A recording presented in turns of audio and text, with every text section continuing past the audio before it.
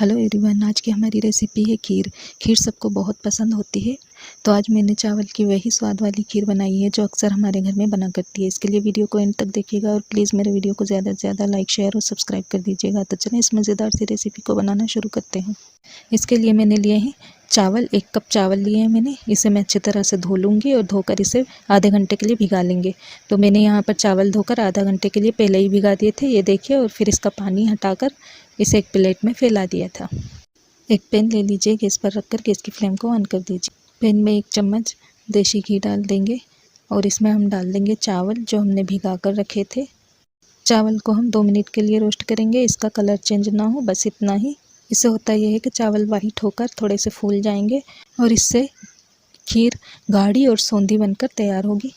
देखिए चावल हल्के से रोस्ट होकर वाइट हो गए हैं और फूल गए हैं, बस हमें इतना ही चाहिए। इसे रोस्ट होते हुए 2 मिनट हो चुके हैं। अब चावलों को हम ठंडा करके कूट लेंगे। आप चाहें तो इसे मिक्सी में मोटा दरदरा सा क्रश कर लें।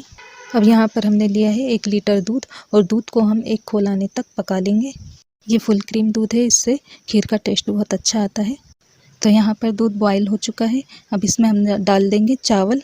चावलों को हमने कूट लिया है, ये देखिए मोटा दरदरा सा हमने इसे कूट लिया है। इसे हम इसमें डाल देंगे, अच्छी तरह से मिक्स करेंगे और चावलों को हम अच्छे से दूध में 90% तक पका लेना है।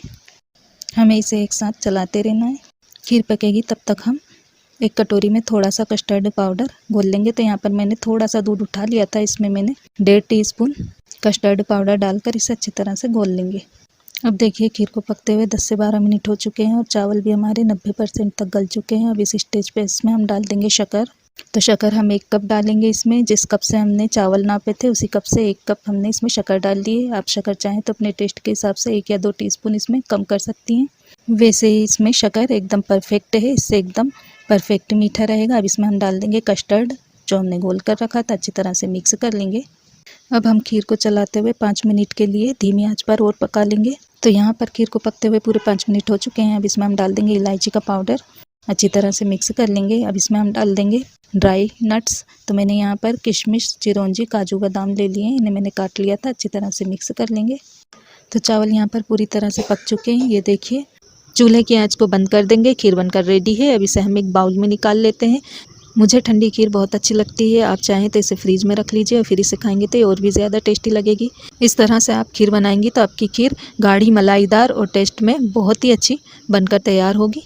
तो वीडियो अच्छी लगी हो तो इसे प्लीज़ ज़्यादा से ज़्यादा लाइक, शेयर और सब्सक्राइब कर दीजिएगा। बेल के आइकन को ज़रूर से प्रेस कर दीजिएगा ताकि मेरी आने वाली नोटिफिकेशंस आपको वक्त वक्त पर मिलती रहे।